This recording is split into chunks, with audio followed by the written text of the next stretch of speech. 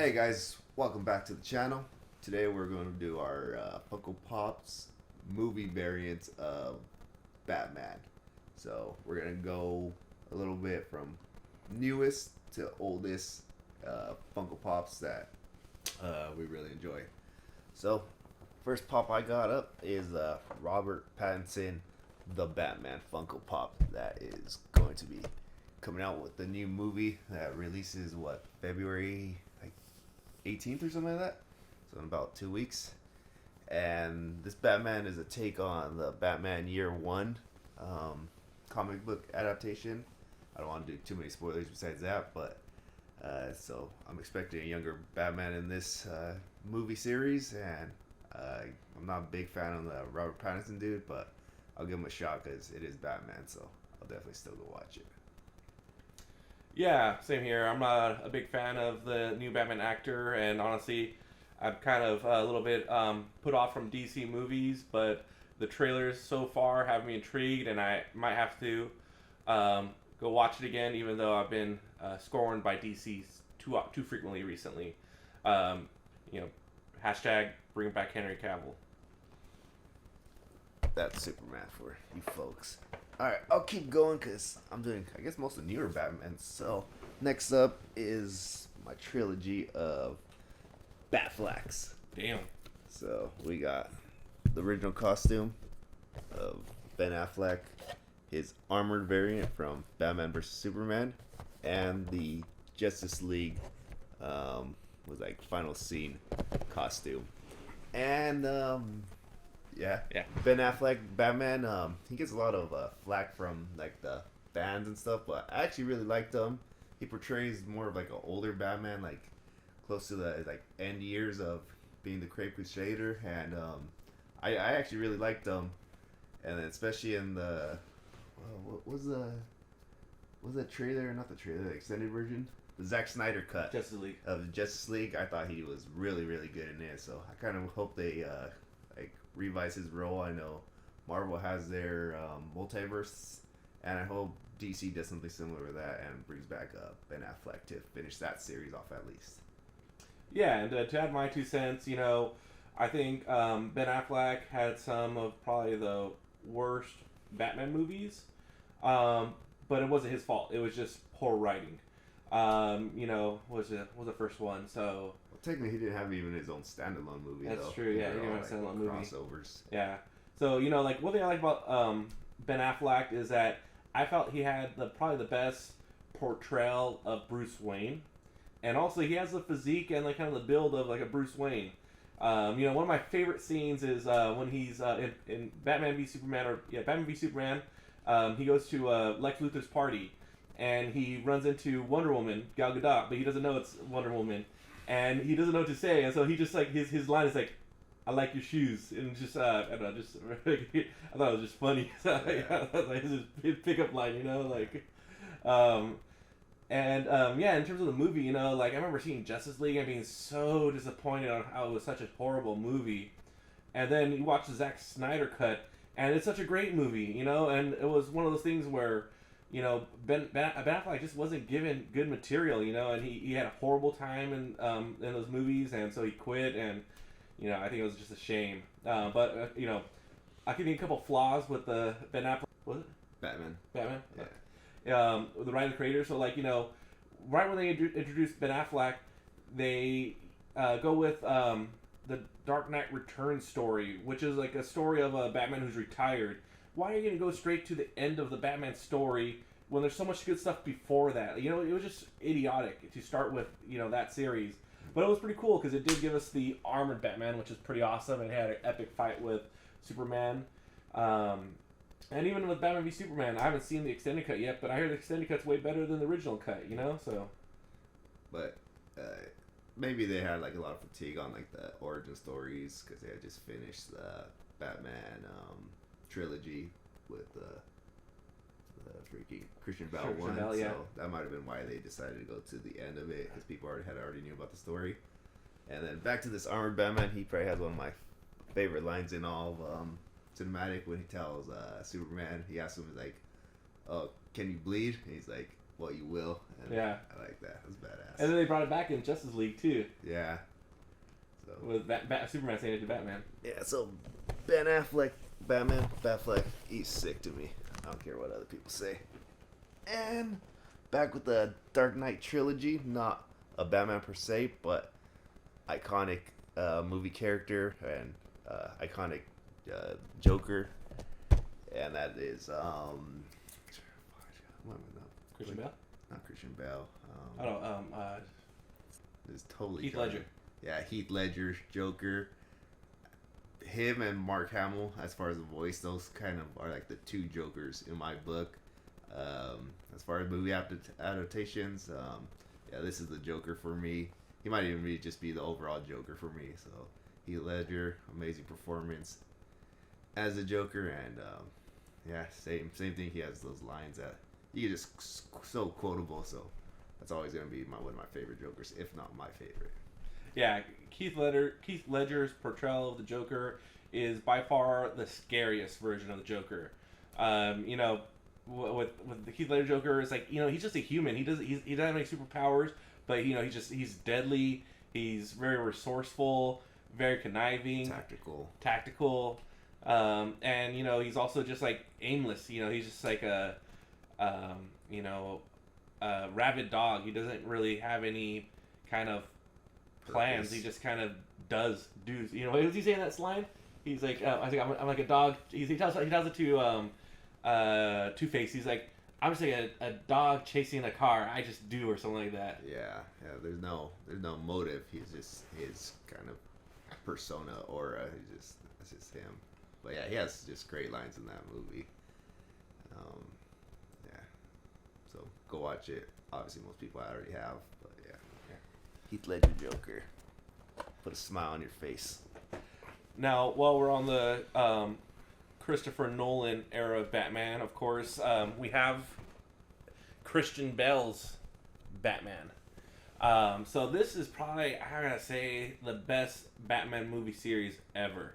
You know, we started with, Batman Begins, which I wasn't even that anticipating of it. But when I finally saw it, I was like just kind of blown away on how they did a kind of a realistic version of Batman. You know, back in the earlier 90s, I believe. Yeah, 80s and 90s, late 80s, early 90s.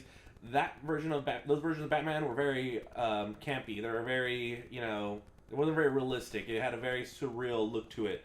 Whereas with the Christopher Nolan Batman, it was like, holy shit, this actually might be realistic. Like, this is how Batman would actually be in the real world. And Christian Bale did an excellent job. You know, his acting chops are second to none.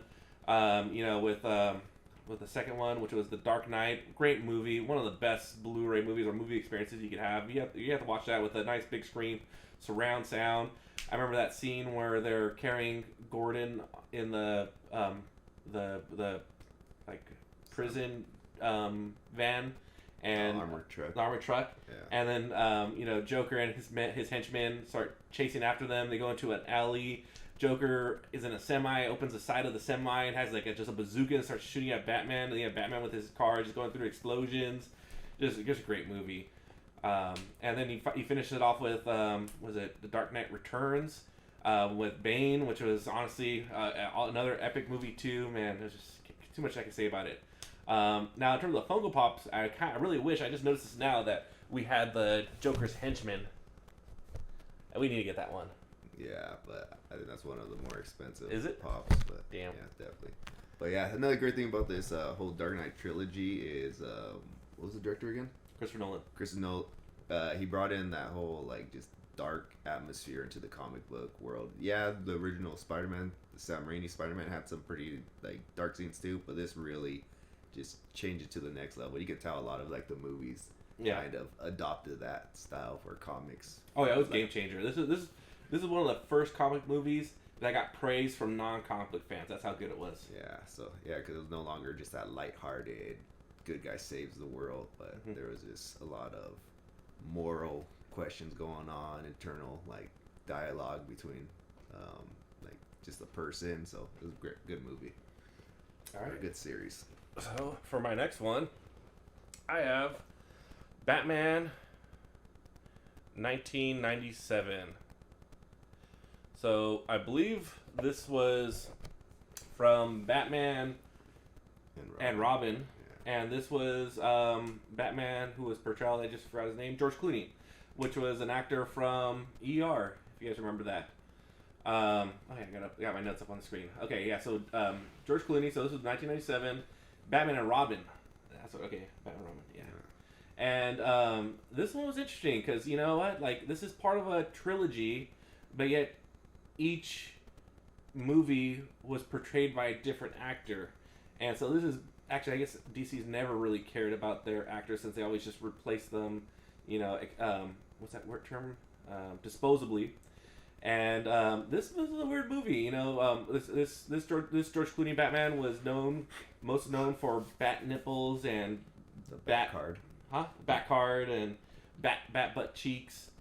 You know, it was a really weird movie. This movie, I believe, was directed by what was his name?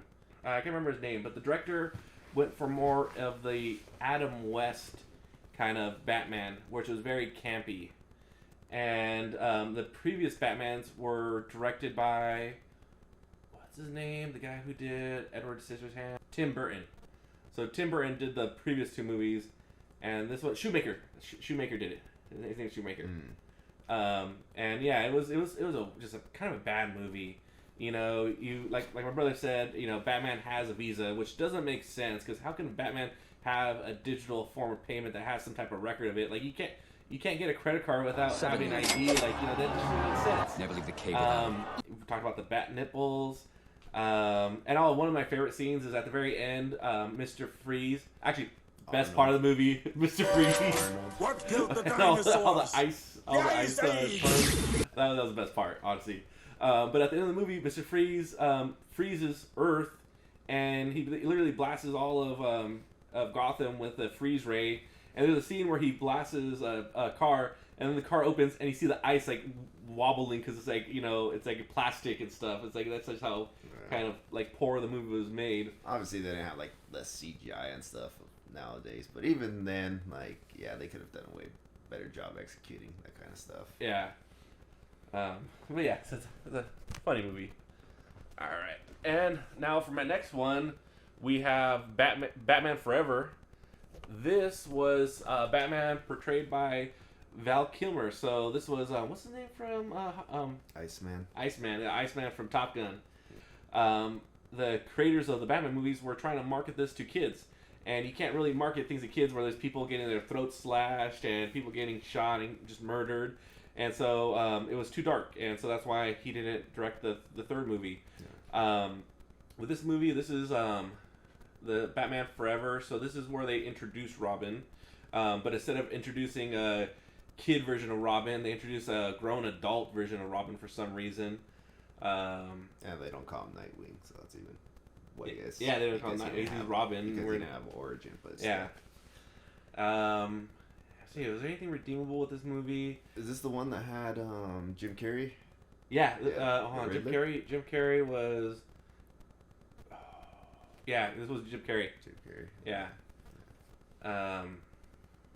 Oh yeah, so this one. So this one has with Jim Carrey, and this was with Two-Face, which is played by the white guy from what's his name, from The Fugitive. I can't remember his name. Famous actor.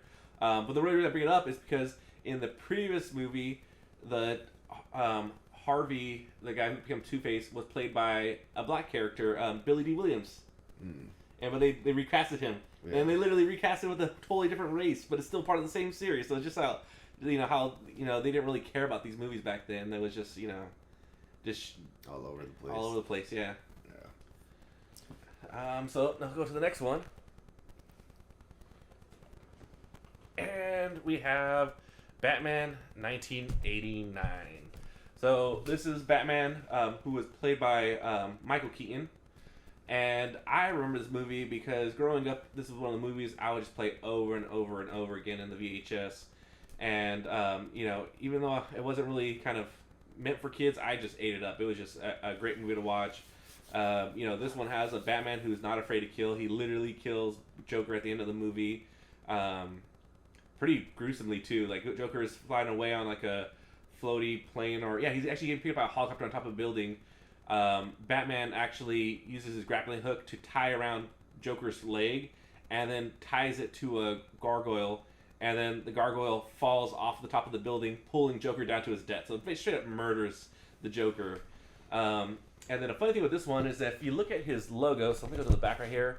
Can't really notice it, but the funny thing with his logo, it has like these weird like 3 pointy ends at the bottom of his bat. I'll try and add a clip of it, but I always just thought it was kind of funny how this logo has this like weird design at the bottom of the Batman.